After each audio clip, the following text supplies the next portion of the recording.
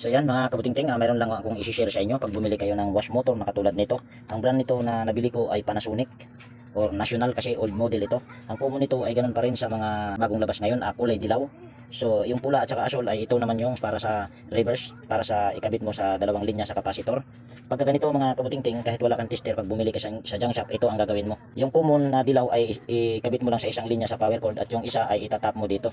So try natin. Kahit itong ginamit ko na kapasitor ay kapasitor lang ng electric pan.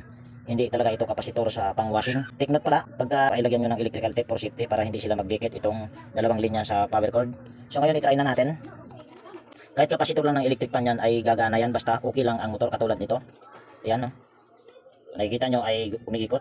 Ganon din dito sa kabila, ikis-kis mo lang ito, yung isang linya sa power cord. Yan, kung nakikita nyo ay gumagana.